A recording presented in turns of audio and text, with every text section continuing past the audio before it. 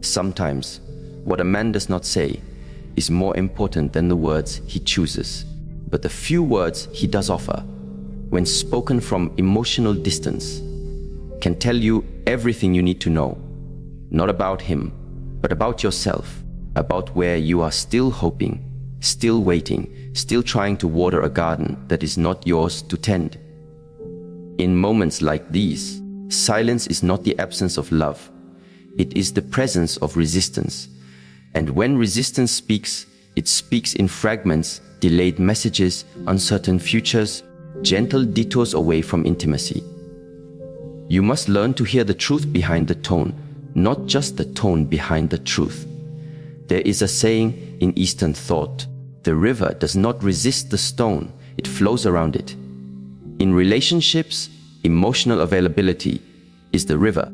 It either flows freely or it diverts itself around obstacles, work, silence, indecision, or even kindness spoken at a distance. What many people fail to see is that emotional unavailability rarely arrives with anger, rudeness, or aggression. It often arrives quietly, cloaked in politeness, busyness, and vague intentions.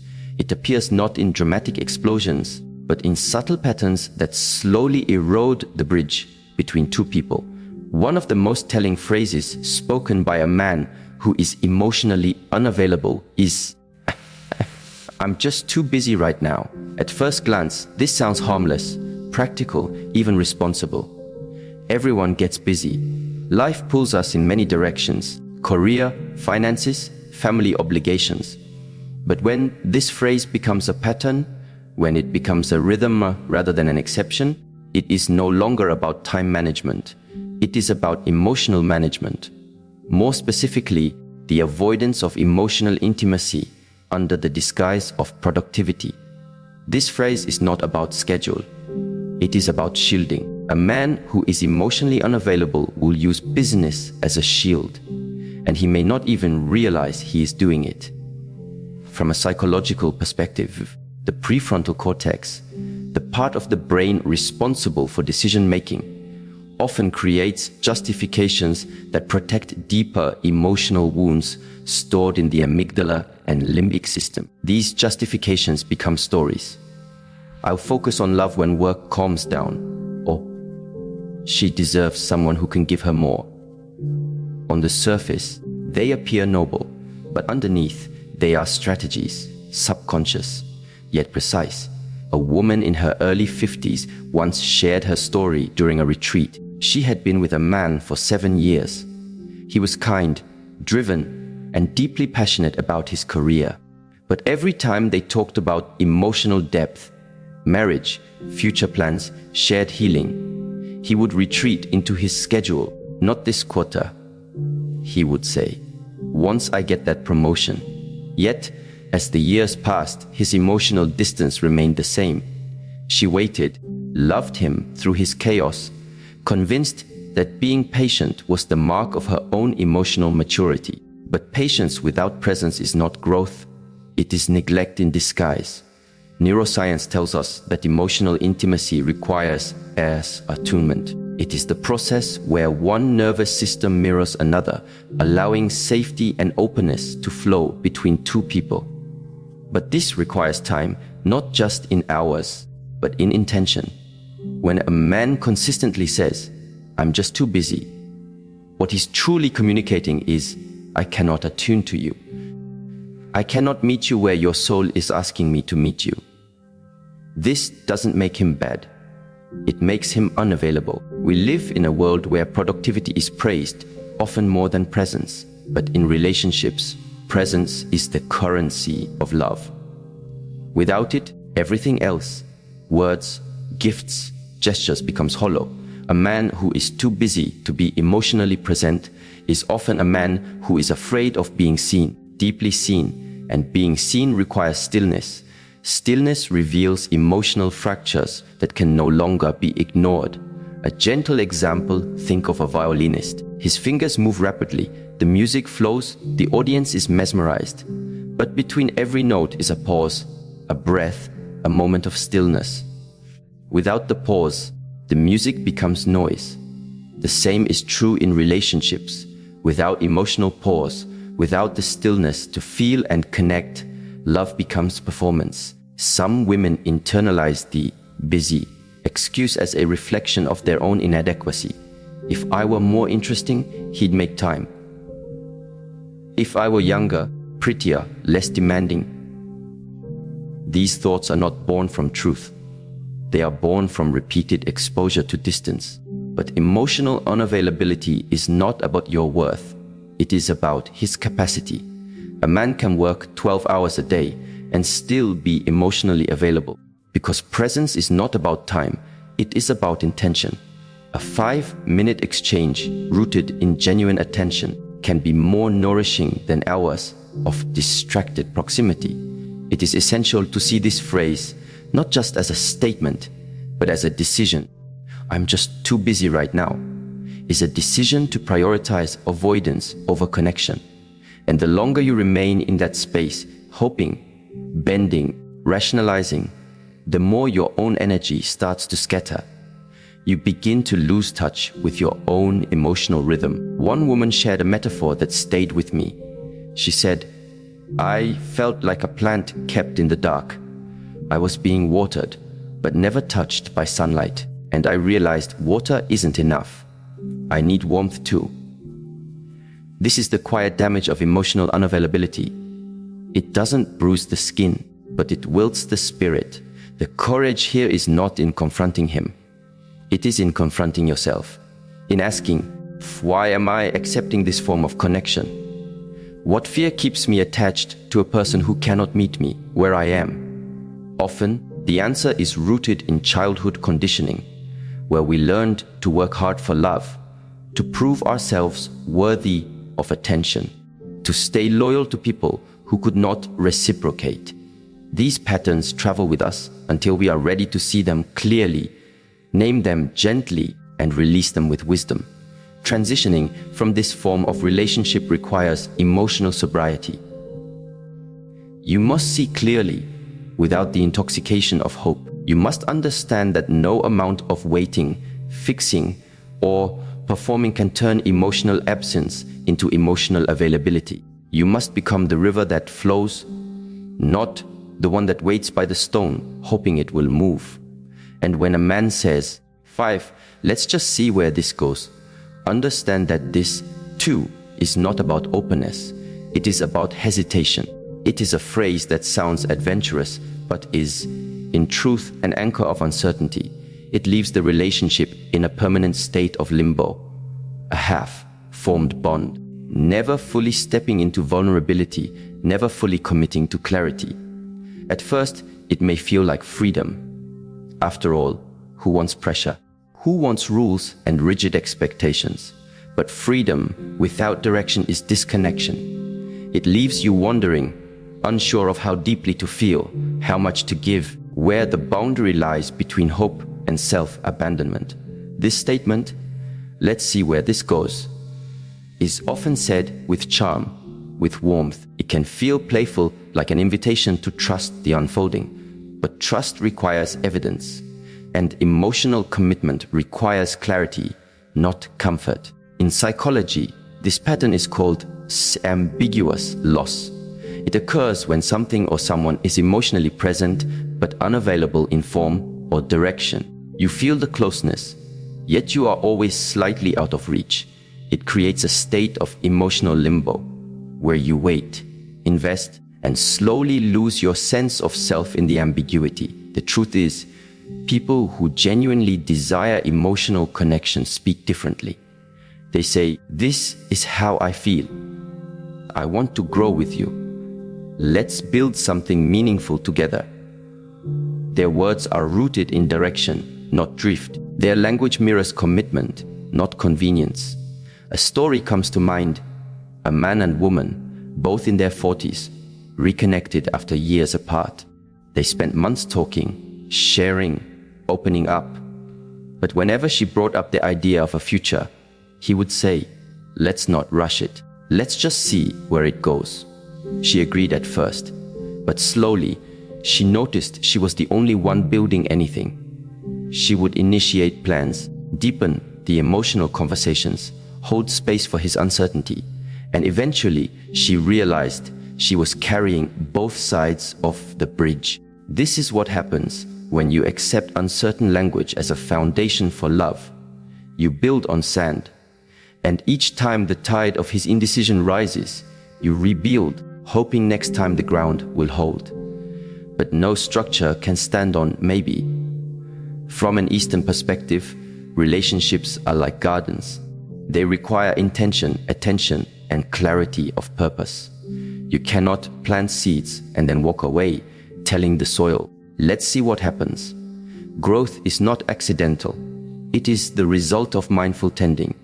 In the same way, love must be nurtured by presence and purpose, not by convenience, not by charm. One of the most powerful acts of self-respect is refusing to entertain ambiguous language when your soul is asking for rooted connection. You are not asking for too much when you ask for clarity. You are simply refusing to live in confusion. The deeper question, then, is not why he says these things, but why you believe them. What part of you still fears being alone more than being unclear? What part of your emotional history finds comfort in uncertainty because it mirrors your past? Healing begins when you choose inner clarity over external charm, when you decide that your emotional well-being is no longer negotiable. And from that place, you begin to see. You begin to hear not just the words spoken, but the silences they carry. You begin to trust your body when it tightens at vague statements. You begin to believe your intuition when it says, "This is not enough." Letting go of emotionally unavailable patterns is not rejection, it is redirection. It is the act of honoring the sacredness of your emotional landscape. It is choosing the still water over the storm, the rooted tree over the drifting leaf. It is the practice of self-mastery, not in controlling others, but in understanding yourself so deeply that you no longer betray your heart just to feel temporarily connected. And so, whether he says, "I'm just too busy right now," or "Let's just see where this goes," your task is not to wait for a different answer. Your task is to hear the answer already present in his words, and from that knowing, to return home to yourself with wisdom, with clarity, and with peace. There's a quiet form of emotional retreat that is more dangerous than silence. It is the art of subtle deflection. It sounds like care, it looks like concern, but in truth, it is avoidance dressed in reason. You'll recognize it in the words. You're overthinking it. A simple sentence, yet one capable of eroding trust, shaking your confidence, and slowly silencing your emotional intuition. When a man tells you you're overthinking, especially in moments when you are being emotionally vulnerable, what he may actually be doing is protecting himself from emotional accountability. This isn't always malicious. Often it's unconscious, but it still carries weight. It still redirects emotional responsibility away from him and back onto you. It is not a resolution. It's a form of resistance. The nervous system is wired to seek safety. For some, emotional conversations do not feel safe. Vulnerability feels like exposure, and exposure feels like danger. So instead of engaging deeply, they deflect, not by raising their voice or shutting down entirely, but by shifting the focus, subtly, skillfully. And one of the most common tools of this shift is invalidation disguised as logic.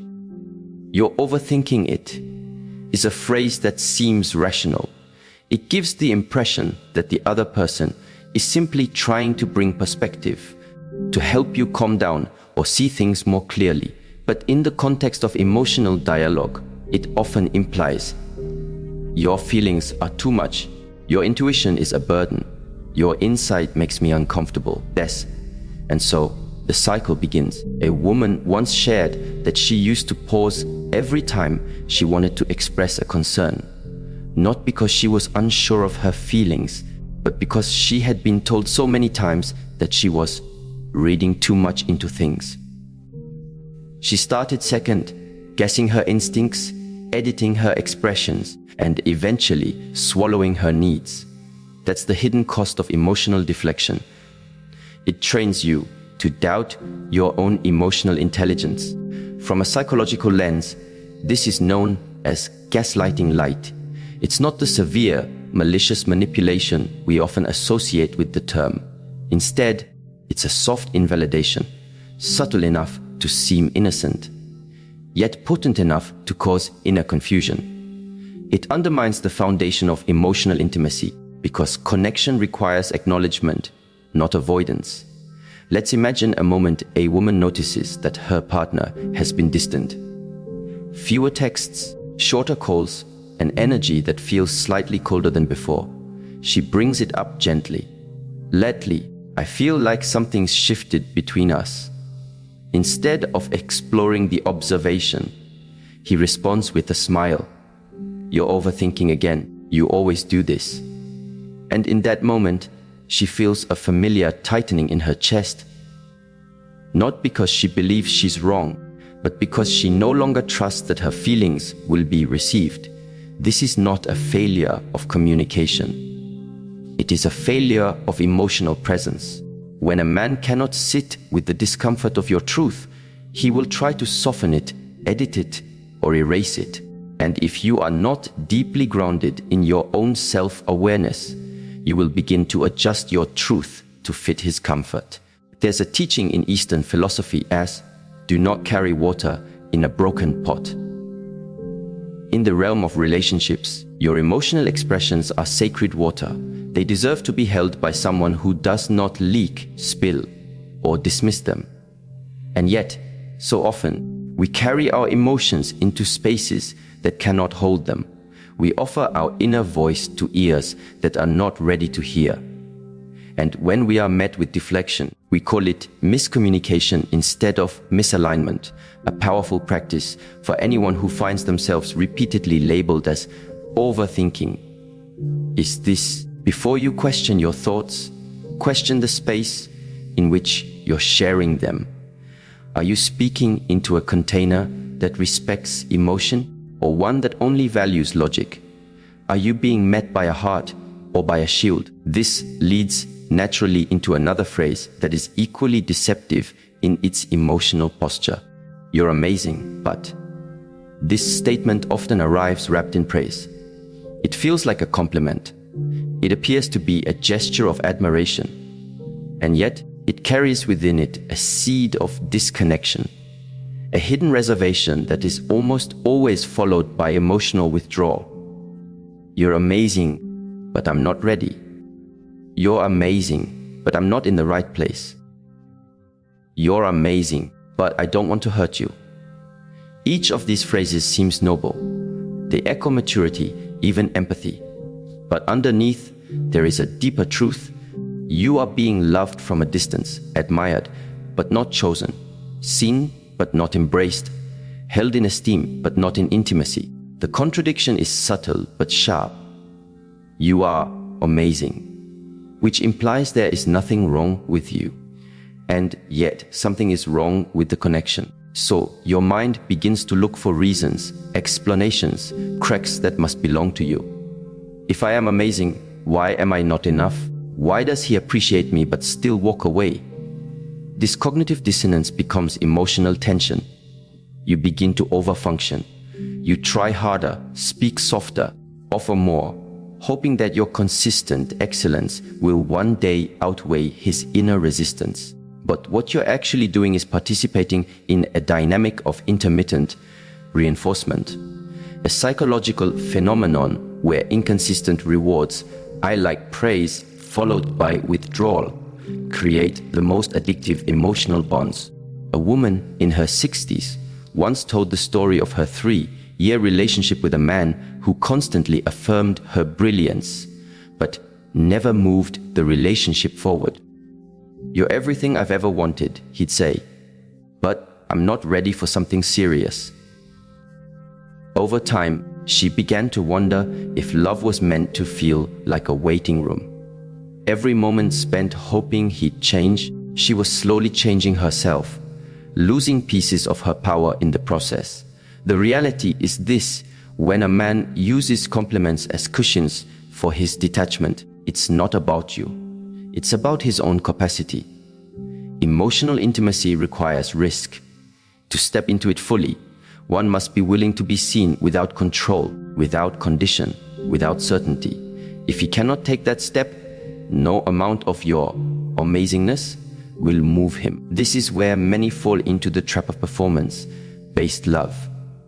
You believe that if you do more, become more, understand more, he will eventually stay. But love that must be earned through excellence is not love, it is approval. And approval is not a solid foundation for emotional intimacy. It is, at best, a fragile agreement. In Eastern teachings, there's the concept of a wu wei, effortless action, flowing with the current of life rather than against it. Real love, when aligned, does not require force. It may require courage, patience, even vulnerability, but not strain, not performing. If you constantly feel the need to prove your worth in order to maintain someone's attention, you are not in love. You are in negotiation, and negotiation leaves little room for rest. You're amazing, but is a sentence that often leaves behind emotional residue. Even after the relationship ends or never begins, those words echo. They become internalized. You start to say them to yourself. I'm amazing, but maybe I'm too much. I'm amazing, but maybe I ask for too much. I'm amazing, but maybe I should just accept less. These are not your truths. They are reflections of someone else's limits. One of the greatest acts of self-honoring is learning to separate someone's perception of you from your perception of self. Just because someone sees your light but cannot walk with you does not mean your light is too bright. It may simply mean their eyes are not ready for what you carry. Emotional deflection and intermittent praise are often used together. One makes you question your clarity. The other makes you crave recognition. Together, they create a loop, a cycle where you stay connected not because you are fulfilled, but because you are addicted to the potential of what could be. But potential is not presence. A relationship rooted in emotional availability does not make you feel like you must filter your feelings. It does not praise you one day and distance itself the next. It does not make you earn what should be freely given: attunement, respect, clarity. To shift out of this dynamic, one must practice emotional discernment. Discernment is not judgment. It is the art of noticing what is spoken, what is withheld, what is consistent, and what is conditional. It is the decision to believe actions over apologies, energy over words, patterns over promises. One woman once shared how she broke the cycle. She had heard all the phrases. You're too sensitive. You're amazing, but let's just go with the flow. And then one day, during a meditation retreat, she sat with one question. What does it feel like to be emotionally safe? Not in theory, not in books, but in her body. And her body told her, it feels like peace, like not having to translate myself, like being able to exhale. From that moment, she stopped settling for almosts. She stopped being the one who initiated all the emotional conversations. She stopped interpreting withdrawal as mystery. And in doing so, she found not just another partner, but herself. Self-mastery in relationships begins when you stop trying to decode emotional ambiguity and start responding to it with truth. When you stop adjusting your voice to be heard and begin listening to the silence it is met with. When you release the need to be amazing in order to be loved and instead seek to be seen just as you are, in both your softness and strength. Emotional unavailability is not a puzzle to solve. It is a pattern to recognize. And once you see it, you do not need to fight it. You simply need to flow around it like the river and keep flowing toward clarity, toward peace, toward love that does not require a but to be spoken. There is a particular kind of phrase that sounds simple but reveals everything. A man looks into your eyes and says, "That's just how I am." These words may be delivered calmly, without confrontation. In fact, they may come with a gentle smile or a tone of resignation. But listen carefully, not to the words, but to what they imply. This phrase is not an explanation, it is a declaration. It signals the end of growth, the closure of adaptability, the locking of emotional doors. When someone utters those 5 words in response to your emotional needs or boundaries, what they're really saying is, "Do not expect change from me. This is the limit of my participation."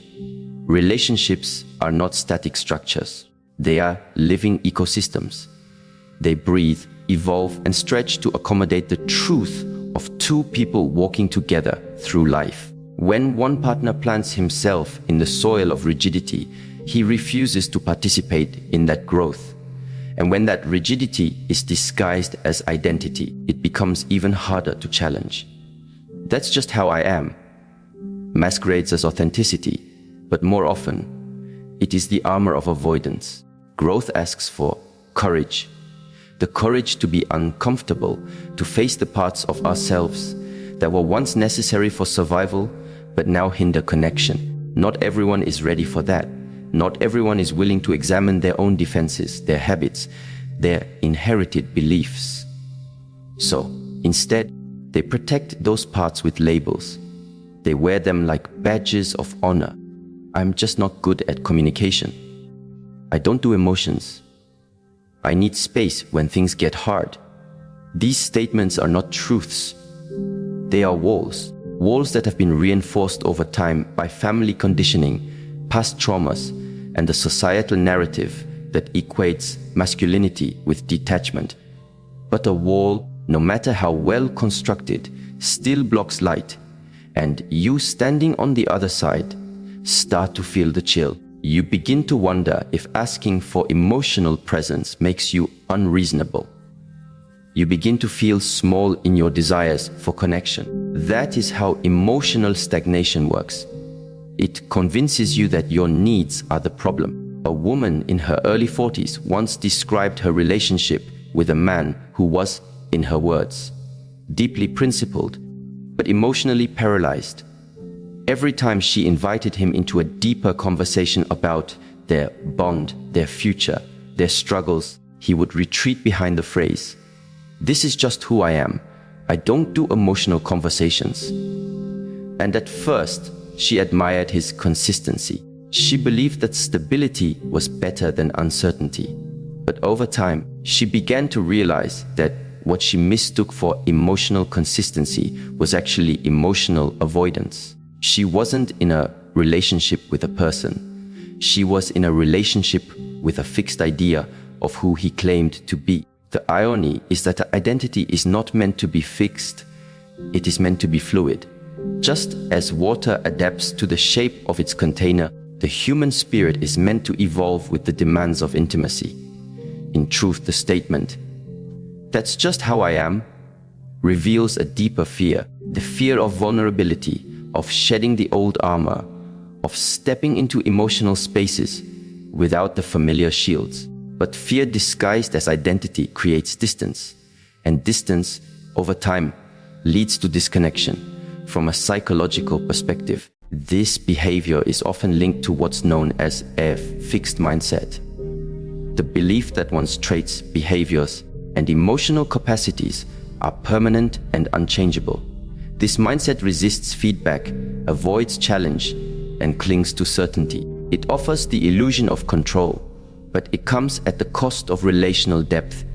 True intimacy cannot flourish in a fixed mindset because intimacy demands evolution. It demands a willingness to say, "I may not know how yet, but I am willing to try." It is natural to feel compassion for someone who clings to old patterns. After all, we all have wounds that shaped us. But compassion does not mean tolerance of stagnation. You can love someone and still recognize that their unwillingness to grow is slowly dimming your light. You can understand their pain without carrying it, and you can honor their journey without sacrificing your own. In Eastern teachings, there is a principle that says, the bamboo that bends is stronger than the oak that resists. Flexibility is not weakness. It is a sign of resilience, of spiritual maturity. In relationships, the ability to bend, to adapt, to listen, to transform, is what allows love to endure through change. But when a person wraps their rigidity in the language of identity, they are choosing resistance over relationship. A woman once wrote in her journal, "I kept trying to teach him how to meet me, but he kept reminding me that he never learned how and wasn't planning to." That single line captures the emotional fatigue of being in a relationship with someone who uses "that's just how I am" as both a sword and a shield. It wears you down not through conflict, but through passivity, through the slow erosion of hope. And yet, there is something even more subtle, more complex, that emerges in such dynamics. It is the paradoxical statement, "I care about you. I just can't be what you need." This sentence seems self-aware. It appears to acknowledge limitations. It sounds like kindness. But what it really does is leave you suspended between affection and abandonment. When someone tells you they care, but cannot show up, what they are offering is a relationship in theory, not in practice. They are giving you the warmth of emotion, but withholding the structure of commitment.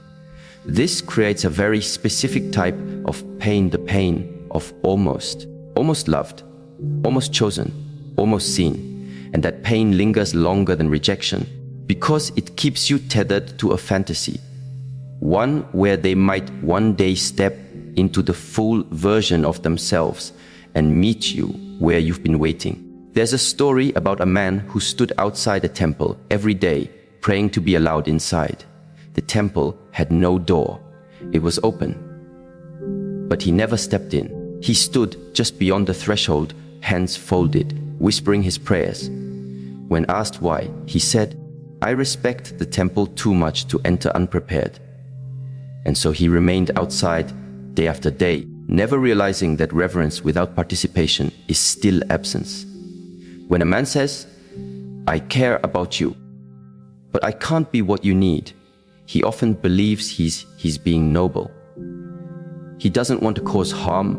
He doesn't want to make promises he can't keep. But noble intentions don't erase emotional consequences. Caring without commitment is like watering a plant without sunlight. It may stay alive, but it will never bloom. The truth is, emotional availability is not measured by sentiment. It is measured by action. Do they show up?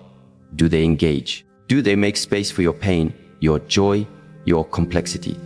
Or do they withdraw behind poetic language and philosophical explanations for their distance? A woman once said, "He told me he loved me with his soul, but he couldn't love me with his schedule." And in that statement, she revealed the core contradiction. We do not live in each other's souls. We live in time, in presence, in shared decisions. A love that lives only in theory does not feed the heart. It feeds the illusion. This dynamic is particularly dangerous because it teaches you to settle for half truth, half effort, half presence. It teaches you to find nourishment in crumbs.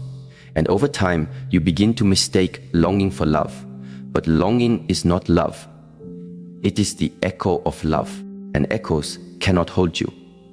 There is wisdom in accepting someone's limitations, but there is greater wisdom in recognizing when those limitations are being used to excuse withdrawal. "I care about you, but I can't be what you need," is not a declaration of love. It is a boundary, one that defines the perimeter of their emotional reach. And once you hear it, your task is not to try and stretch it. Your task is to ask yourself, Am I willing to shrink myself to fit within these lines? Spiritual maturity in relationships means choosing partners who don't just admire your depth, but are willing to meet it. Who don't just care in words, but in action. who don't just notice your need, but seek to understand it, to hold it, to grow with it. In Eastern philosophy, there is the understanding that true connection is not about perfection, but participation. You do not need a partner who is flawless. You need one who is willing. Willing to learn your rhythm, willing to face their own resistance, willing to move beyond their old identity, not for you, but with you. And when someone tells you, "I can't be what you need," hear them, not with bitterness, but with clarity, not as a challenge, but as a signpost. The road ahead may still be filled with care, even affection, but it is not a road that leads to shared evolution. And so, you must decide whether the scenery of what is almost is worth the sacrifice of what could be. Not all hearts are ready. Not all souls are prepared to travel into the depths of intimacy. But if you are one who seeks depth, truth, and transformation, then you must learn to walk away not only from pain, but from partial presence, from care that does not become commitment, from affection that does not translate into action. There is a profound dignity in letting go of a connection that lacks readiness. And in doing so, you do not lose love. You preserve your capacity for it. You do not abandon hope. You protect it from erosion, and you do not give up on connection. You simply return to the one connection that must always be intact, the one you hold with yourself. Emotional unavailability does not always arrive in the form of silence or absence. Sometimes it comes cloaked in language that seems gentle, even thoughtful. Phrases like, "I'm just too busy right now. Let's see where this goes. You're overthinking it. You're amazing, but that's just how I am." Or, "I care about you, but I can't be what you need." Each of these statements, when examined with clarity and honesty, points not to a lack of love, but to a lack of readiness, presence, and emotional depth.